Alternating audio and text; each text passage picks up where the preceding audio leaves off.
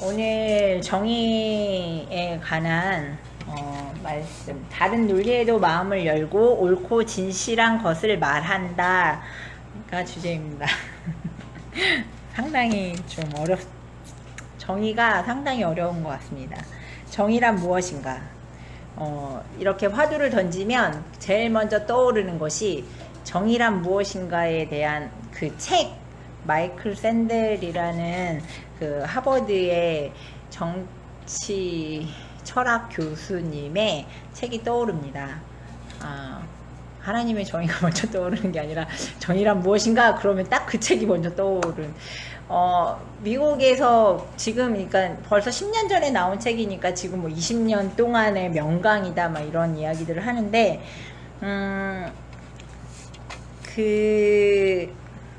우리나라에서 오히려 더 선풍적으로 이렇게 베스트셀러가 됐다고 해요. 많은 세계적인 나라보다도 그 어떤 나라보다 우리나라에서 훨씬 더 막 사람들이 열광을 하고 베스트셀러가 돼서 그 교수님이 또 와서 강연도 하고 그랬던 기억이 있습니다. 저도 그래서 이렇게 몇 장을 넘겨보긴 했으나 끝까지 다 읽지 못하고 포기했었지만 사람들이 왜 우리나라 사람들이 그렇게 이 정의란 무엇인가에 대해서 열광했을까? 막 그런 고민들을 할 때 역시 사람들은 사람과 사람 사이에서의 그 정의를 되게 목말라 하는구나, 갈급해 하는구나, 혹시 그런 것은 아닐까라는 생각을 해보게 되었습니다. 이 책에서도 많은 정의들을 그 질문으로 이렇게 화두를 던지게 되는데, 잠깐 뭐 얘기를 저희가 쉬운 것들로 되게 어려운 이 정치 철학 교수님이다 보니까 뭐 되게 어려운 뭐 학자들 끌어다가 막 얘기를 하곤 하는데, 제가 제 수준에서 좀 쉬운 것들로 나열해 보겠습니다. 자, 우리는 우리 자신을 소유하는가? 이런 질문들이 있어요. 고급 쾌락, 누가 이 쾌락이 저 쾌락보다 고급이라거나 더 가치가 있다거나 더 고상하다고 말할 수 있는가? 한번 생각해 보세요. 각자가 생각하는 정의는 무엇인지. 자유시장은 공정한가? 돈으로 살 수 없는 또는 사서는 안 되는 죄화도 있는가? 그렇다면 그것은 어떤 죄화이고 그것을 사고 파는 것이 왜 문제가 될까? 도덕의 최고의 원칙은 또 그렇다면 무엇인가? 어떠한 계약에 있어서 공정한 계약인가? 그 사람은 무엇에 동의하여 이것이 공정한 계약이라고 말하는가? 또 누가 어떤 자격을 가졌는가? 어떤 점에서 평등한가? 우리는 서로에게 어떤 의무를 지는가? 합의만으로도 의무가 생길까? 아니면 이익이나 도움을 주고 받은 후에 그런 후에야 의무가 생길까? 또 국가는 역사적 잘못을 사죄해야 하는가? 뭐 이런 질문들이 막 쭉 나열되어져 있어요. 정의라는 말은 이게 똑같은 질문을 제가 던졌지만 다 각자 생각하는 게 다를 수 있죠. 다른 답을 생각할지도 모릅니다. 이렇듯 정의는 되게 유연하지만 또 때로는 되게 단호한 낱말이기도 합니다. 다른 사람들의 다른 의견도 들어야 하지만 정확한 원칙은 대체 무엇이냐? 라는 거에 또 다른 화두가 또 던져지기도 합니다. 왜 그렇습니까?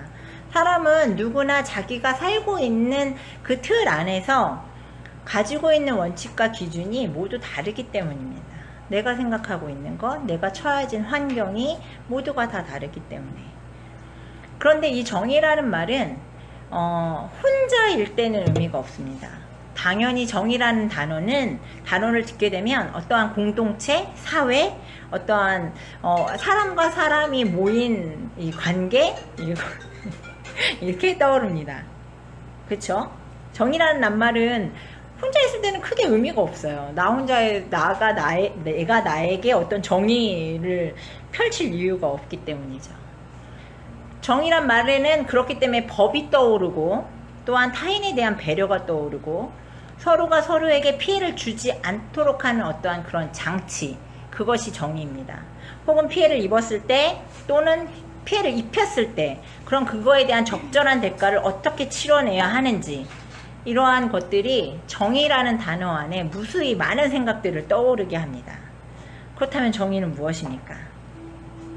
우리가 생각해야 할 정의는 우리 삶에서 나타나야 하는 이런 정의는 과연 무엇인지, 저희가 이제 주제로 정의란 이야기를 할 때 이 큰 주제로 잡히는 정의의 타이틀이 뭐냐면 하나님의 불변하는 법에 대한 우리 개인의 책임감이라고 나옵니다. 그것이 바로 정의, 크리스찬들이 이루어내야 하는, 크리스찬들이 신앙의 삶으로 살아내야 하는 정의라는 거죠.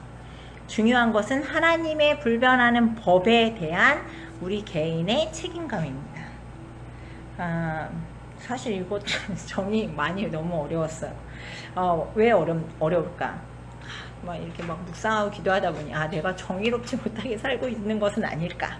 이런 고민들이 되더라고요. 그렇다면 이 자리에 내가 정의를 얘기할 수 있을까? 또 많은 고민과 함께 하나님께 묵상하고 기도하면서 말씀을 보게 되었습니다. 근데 이렇게 정의롭지 못한 세상에서 사는 사람들이기에 정의에 더 목마르고, 근데 정의에 목마르다라는 건 한편으로는 사이가 건강하지 않다. 거기에 모여서 살고 있는 사람들이 건강하지 않게 살아가고 있다라는 생각이 들더라고요. 사람이 건강하려면, 인간이 건강하려면 4가지 영역이 건강해야 한대요. 그것은 첫째로는 육체, 그 다음에 정신, 멘탈, 그 다음에 사회. 그러니까 사회가 건강해야지 개인이 건강할 수 있다라고 해요. 그리고 영이 건강해야 한답니다. 이게 기독교에서 말하고 있는 인간의 건강이 아니라 세계보건기구에서 말하고 있는 인간의 건강이라고 이야기하더라고요. 이런 것이 조화롭게 다 건강해야지만 건강한 삶이 되고 건강한 사회가 되고 정의로운 사회가 될 수 있다.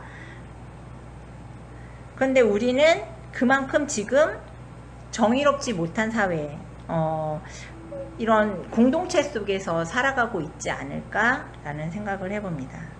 오늘 본문에서 미가가 유다 왕국에서 우상 숭배가 아주 가장 극심했었던 그 아하스 왕 시대를 배경으로 활동을 했어요. 미가는 여러 가지 이렇게 주석들을 보다 보니까 되게 높은 자리에 있었고, 그리고 또 유복하게 살았고, 이랬을 것이다라고 이제 말씀들을 하시더라고요. 근데 미가라는 이름의 뜻에는 여호와 같은 자가 누구인가, 미가가 말하는 여호와 같은 자는 누구일까? 계속 미가가 외치고 있는 여호와는 우상 숭배가 이렇게 극심했었던 시대에 계속 하나님을 외쳐야 되는 사람이었잖아요. 여호와를 외쳐야 되는 사람이었잖아요. 그러니까 미가는 하나님은 정말로 그러한 것을 너무 싫어하시는 분이다라는 것을 내 백성들에게 막 강조하고 싶었을 겁니다. 그래서 이 온전하게 하나님을 믿는 믿음으로 살지 못하고 불순종의 삶을 살아가고 있는 그 시대에 백성들에게 외쳤어요. 그런데 더 중요하게 외친 거는 그 시대의 지도자들을 향해서 되게 신랄하게 비판하고 어떤 심판의 메시지를 갖고 있습니다. 1장에서 7장까지 미가서에 전체적으로 보면 그만큼 미가가 살고 있었던 그 시대는 건강하지 않았고 정의롭지 않았고, 그러니까 이 정의라는 말에는 또 일반 백성들보다는 그 힘을, 권력을 이렇게 취할 수 있는 지도자들이 더 많은 그런 권리를 행사할 수 있었겠죠. 그래서 미가는 더 그런 지도자들을 향해서 신랄하게 비판하지 않았을까. 이 세상에서 너희들이 똑바로 가르치지 않기 때문에 백성들이 이렇다라고 이야기하고 외치고 있었던 것을 볼 수 있습니다. 그 시대에, 그렇지만 이제 미가가 그런 심판의 메시지, 경고의 메시지만 담고 있었던 것이 아니라 5장에서는 또 메시아의 탄생을 예고하기도 하고, 또 오늘 6장에 대해서 얘기하겠지만 7장에서는 또 그러한 경고와 심판 다음에 또 하나님이 어떻게 구원하시는지에 대한 또 이야기가 나오고 있습니다. 근데 오늘의 본문 6장에서 미가서의 그 핵심적인 메시지를 담고 있는데, 하나님께서는 늘상 인간의 창조 목적 자체가 제가 단에 설 때마다 좀 왜 얘기를 하고 있는 것 같은데, 인간과 하나님과의 소통을 되게 하기 원하시는 분이다. 그렇기 때문에 인간을 창조했다, 이렇게 계속 말씀드리고 있습니다. 미가서의 6장에서도 지금 하나님이 이스라엘 백성들과 이게 변론하는 이런 장면이 나옵니다. 하나님은 늘 유연하게, 그래 너 얘기해봐, 내가 들어볼게, 너는 어떻게 생각하는데, 내가 이렇게 했는데 라고 말씀하고 계십니다. 우리를 이해시키려고 하시고 사랑하시고 기다리십니다. 그렇지만 하나님이 단호한 것이, 이러한 유연함을 갖고 계시지만 하나님은 또 무엇보다 단호하신 분이기 때문에 죄를 그냥 넘기시지는 않습니다. 그냥 봐주고 넘어가는 건 없습니다. 하나님께서는 죄에 대해서는 절대 침묵하지 않고 있습니다. 말씀하시고 깨닫게 하시고 돌이키게 하시고 다시 회개하고 다시 나와 함께 하기를 원하시는 것이 가장 하나님이 원하시는 것이라는 거죠. 그렇기 때문에 하나님께서는 계속 공의롭게 정의를 외치고 계신 것이 아닐까. 근데 우리에게 근데 이 정의가 자꾸 애매해지는 이유는, 하나님의 법은 분명히 이런데 자꾸 내 생각이 거기 들어가기 때문입니다. 내 생각에는 좀 그런 것 같지 않은데, 하나님 좀 요거는 요 정도로 좀 봐주실 수 있는 거 아닐까? 뭐 이런 식의 내 생각이 자꾸 하나님의 말씀에 내 생각이 자꾸 들어가니까 자꾸 이 정의라는 말이 애매해지고 있는 것은 아닐까라는 생각을 해봅니다. 오늘 본문의 말씀에 보면 하나님 뭐라고 말씀하시냐면, 내가 너를 애굽 땅에서 인도해내어 종로를 타는 집에서 속량하였고 모세와 아론과 미리암을 내 앞에 보냈느니라. 내 백성아, 너는 모압 왕 발락이 꾀한 것과 보올의 아들 발람이 그에게 대답한 것을 기억하며 시딤에서부터 길갈까지의 일을 기억하라. 그리하면 나 여호와가 공의롭게 행한 일을 알리라 하실 것이니라. 이렇게 말씀하십니다. 하나님은 이스라엘 백성들을 출애굽하시면서 하나님의 존재를 만천하에 드러냈습니다. 하나님을 여러 가지 방법으로 보이셨죠. 10가지 재앙을 통해서, 6월절의 지나감을 통해서, 홍해의 기적을 통해서, 또한 만나와 메추라기를 통해서, 불기둥과 구름 기둥을 통해서, 불뱀과 노뱀을 통해서도 하나님은 항상 이렇게 하면 순종하면 구원, 불순종하면 심판과 죽음, 이렇게 하나님은 극명하게 보여주셨어요. 유연하게 내 말을 들으면, 그렇지만 단호하게 그건 죄라고 말씀하셨습니다. 이 발람과 발락도 마찬가지지요. 이스라엘 백성들이 이제 가나안으로 들어가기 위해서 가는 여정에서 이제 이 발락이 꾀를 내죠. 자기네들이 이제 다 죽게 생겼고, 이제 이 자기네 이제 땅도 넘어오게 생겼으니 이제 발람을 꾀합니다. 이 발람이 이스라엘 백성들의 그 지도자 같은 역할을 해서 술사였어요. 예언을 하는 사람이었고, 그런데 하나님이 계속 막으시죠. 내 백성은 복을 받았고 여길 넘어갈 거야. 그러니까 너는 거기 가지 마. 막 계속 이런 과정들이 있었는데, 처음에는 하나님을 두려워하고 말을 듣고 이러다가 막 나귀가 막 막아서고 이런 사건들이 있잖아요. 그런데 결국에는 발람이 마지막에는 이스라엘 백성들을 저주하게 되고 하나님 앞에서 죽임을 당합니다. 지도자의 어떤 이러한 모습들에 하나님이 어떻게 공의를 펼치는지 봐라 라고 얘기하면, 사실 이거를 그냥 이렇게 눈으로 읽을 때는 그런가 보다 이렇게 되지만, 깊이 들어가서 보게 되면 되게 공포스러울 정도로 하나님이 싫어하시는 것을 할 때 그 극명한 어떤 죄에 대한 심판, 이런 정말 끔찍하게 그 우상을 숭배하는 것들, 하나님의 말씀을 듣지 않는 것들, 자기가 사랑하는 백성에 대해서 저주하는 것에 대해서 하나님이 얼마나 끔찍하게 싫어하시는지, 그거에 대해서 하나님이 그 심판을 하시는 부분에 대해서는 정말 얼마나 공포스러울 정도로 쳐내시는지가 보입니다. 이것이 바로 하나님 말씀하시는 공의라고 지금 내가 이것을 공의롭게 했다라고 얘기합니다. 어떤 사람한테는 그것이 와 잘된 일이 할 수 있지만 어떤 사람한테는 죽음에 이르는 일입니다. 그런데 그것이 하나님 앞에서는 공의라는 거죠. 그러면서 하나님 이 부분에서 미가가 또 이야기합니다. 우리는 무엇을 가지고 하나님 앞에 나와야 하는가? 우리가 무엇을 가지고 여호와 앞에 나가야 하는가? 그런데 하나님이 원하시는 건, 하나님께 경배하러 나올 때 하나님이 원하시는 건 그 어떤 값진 것도 아니고 어떤 재물도 아니다 라고 얘기합니다. 내 몸에, 내 영혼에 죄로 말미암아 내 몸에 열매를 드릴까? 하나님, 사람아 주께서 선한 것이 무엇임을 이미 하나님께서 우리에게 보여주셨다라고 얘기하십니다. 오늘 이제 미가서의 오늘 말씀에서 가장 이제 핵심적인 메시지가 6장 8절 말씀입니다. 사람아 주께서 선한 것이 무엇임을 내게 보이셨나니 여호와께서 내게 구하시는 것은 오직 정의를 행하며 인자를 사랑하며 겸손하게 내 하나님과 함께 행하는 것이 아니냐라는 말씀입니다. 우리가 무엇으로 하나님 앞에 갖고 나올 수 있습니까? 제가 갖고 있는 그 어떤 값진 것도 하나님이 기뻐하실까요? 그렇지 않다라는 거죠. 하나님은 나 자신을 기뻐하십니다. 내가 하나님과 동행하는 것, 내가 하나님 앞에 겸손함으로 하나님과 함께 행하는 것을 하나님이 가장 기뻐하시는데, 사람들은 그것보다는 나는 잠깐 들고, 하나님 제가 오늘 이렇게 많은 것을 하나님께 드립니다. 하나님 저는 잠깐 내려놓고 제가 이렇게 좋은 것들로 하나님 앞에 나왔습니다. 이렇게 하나님 앞에 예배하고 있진 않은지, 물론 저 역시 회개하며 하나님 앞에 나를 내어놓지 못하고 살고 있진 않은가 라는 생각을 하게 됐습니다.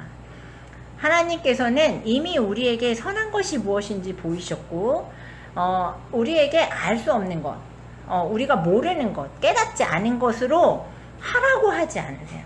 제가 이제 엄마가 되어 보니까 알게 되는, 저희 애들은 싫어하겠지만, 내가 너가 할 수 없는 걸 하래니? 이런 말을 되게 많이 하거든요. 내가 너가 할 수 없는 걸 하래? 아니잖아. 그치? 제가 이렇게 얘기할 때 갑자기 퍼뜩할 때가 있어요. 아, 그렇구나. 하나님도 내가 할 수 없는 거를 하라고 하지 않으시는구나. 하나님 저한테 더 부드럽게 말씀하시겠죠? 제가 우리 애들한테 얘기하는 것보다는 이미 하나님이 저희에게 보여주시고 그렇게 하라고 말씀하십니다. 먼저 뭐냐면 첫 번째, 오직 공의를 행하며 라고 이야기합니다. 아까 전에도 말씀드렸지만 공의를 행한다는 말은 혼자의 삶이 아니다라는 거예요. 우리는 누구나 공동체에 속해 있고 그 공동체를 생각해야 한다라는 겁니다. 혼자 누릴 수 있는 말이라면 공의나 정의는 의미가 없겠죠. 왜냐하면 이 부분에서는 아까 전에도 말씀드렸지만 하나님의 불변하시는 법에서 우리 개인이 가지고 있는 책임감이라고 얘기했습니다. 왜냐하면 이 책임감도 사실 나 혼자 했을 때는 크게 의미가 없는 말이에요. 각자의 책임을 다하고 개인의 권리를 보장하는 공동체를 만들어가야 하는 것, 이것이 바로 공의를 행하는 것입니다. 특히 사회 공동체의 구성원으로서의 크리스찬들은 어떻게 살아야 되나, 어떤 믿음의 행위를 보여야 하나, 술에 술 탄 듯 물에 물 탄 듯 이런 것이 아니라 중요한 것은 하나님의 말씀이 기준이 되어야 된다라는 말씀을 드리고 싶습니다. 하나님의 공의가 기준이 되어야 된다라는 말씀을 드리고 싶습니다. 왜냐하면 아까 전에도 말씀드렸지만 하나님의 공의는 사랑하는 백성들에게는 정말로 끔찍하게 보호되는 장치이지만 하나님의 말씀에 불순종하는 자들에게는 죽음을 면치 못하는 정말 무서운 법이 바로 하나님의 공의이기 때문입니다. 근데 우리는 너무 망각하고 살아요. 내가 크리스찬임에도 불구하고 하나님의 공의를 생각하는 것이 아니라 내가 이쯤이면 봐주겠지, 이쯤이면 하나님이 봐주겠지, 어떤 이러한 좀 얄팍한 신앙의 삶을 살고 있는 것은 아닐까라는 생각을 해봅니다. 둘째로 인자를 사랑한다, 사랑하며 라는 말에는 히브리어로 이 인자라는 말이 헤세드라는 말인데 이 말은 인애, 은혜, 선대, 자비, 긍휼, 선한 일 이런 의미로도 번역이 되기도 합니다.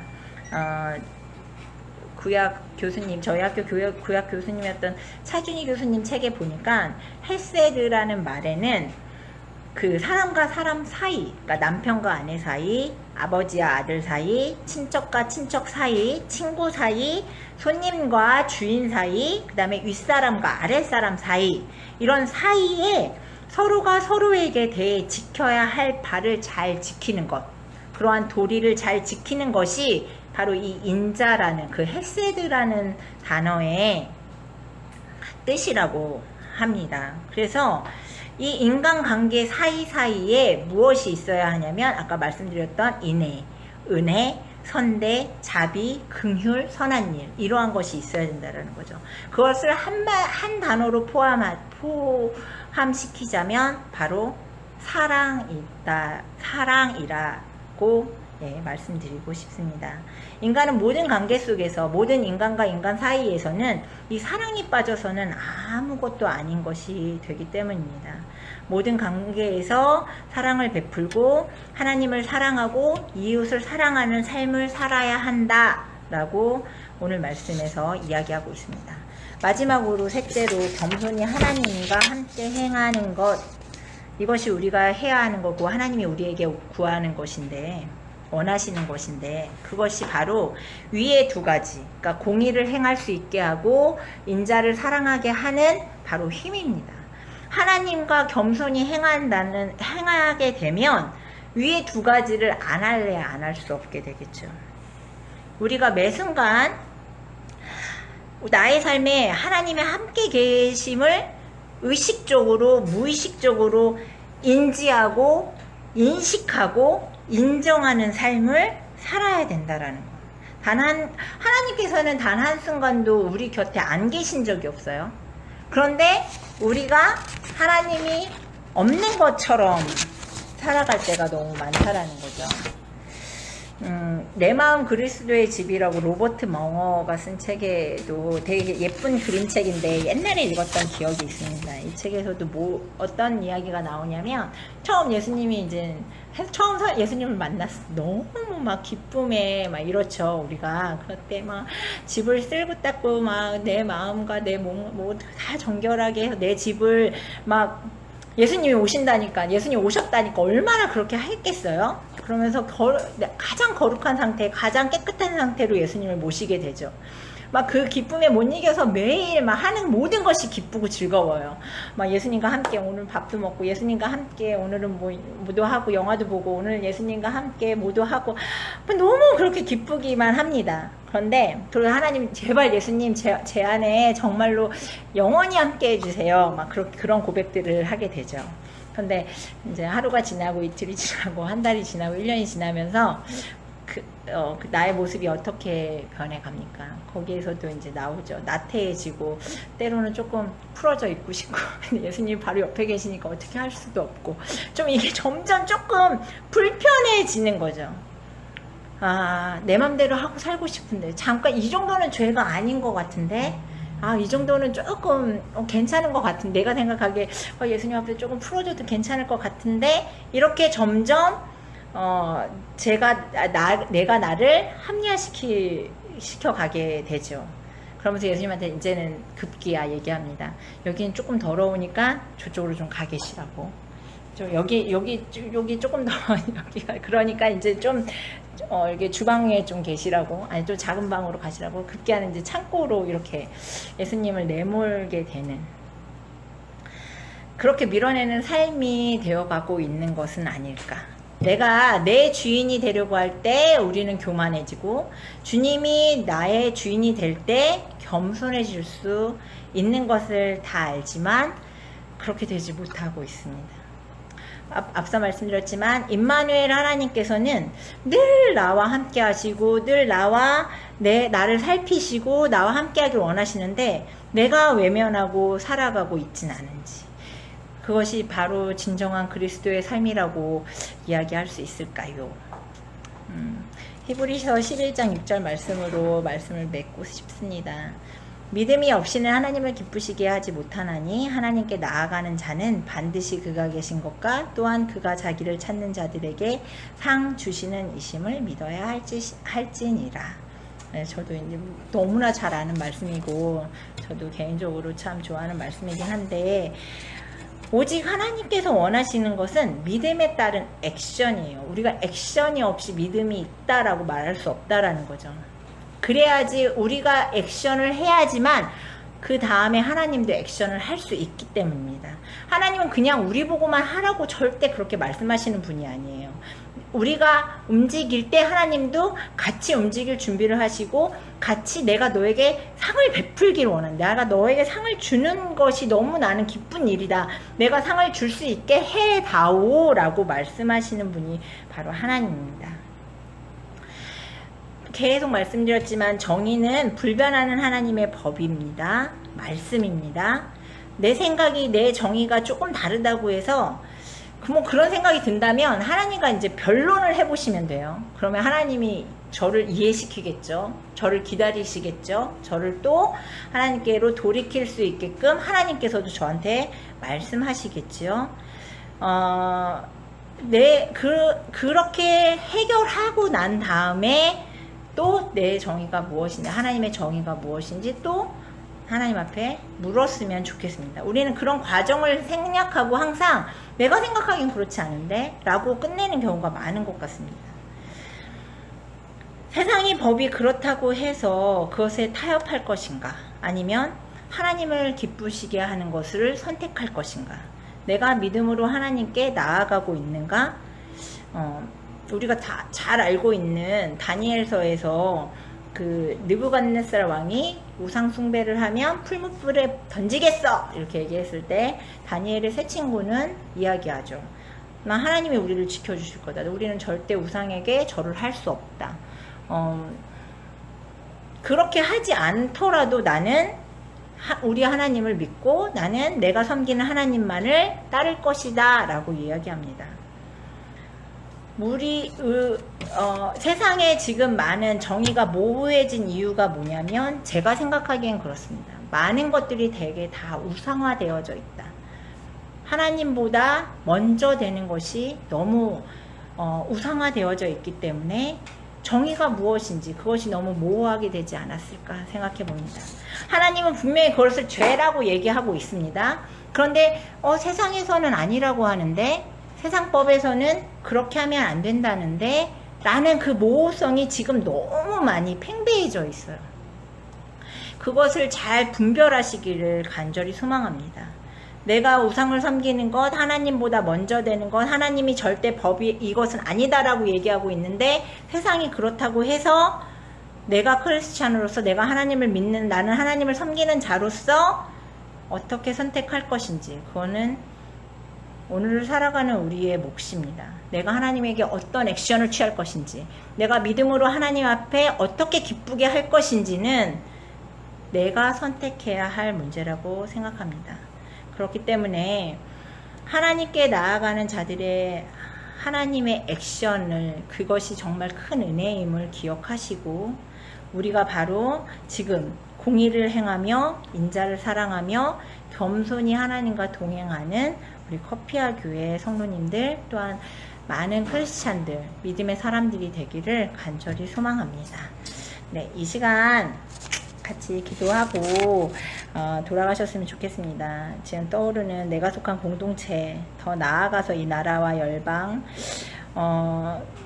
위해서 좀 기도했으면 좋겠습니다.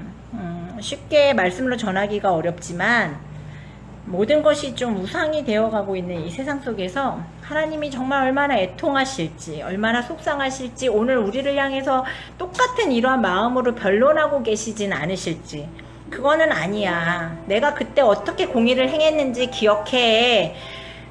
지금은 너희가 나의 법을 잘 기억해야 할 때야 라고 말씀하고 계신 하나님을 기억하면서 내가 생각하는 정의보다 앞서 하나님께서 생각하는 정의가 무엇인지, 하나님의 그 불변하신 법은 무엇인지 기억하고 내가 또 공의를 행할 수 있도록, 또 겸손하게 하나님과 동행할 수 있도록, 또한 내가 속하여 있는 공동체의 그 인자들을 잘 사랑하면서 살아갈 수 있도록 기도해 주시고, 각자 기도의 제목으로 기도하시고 자유로 돌아가셨으면 좋겠습니다.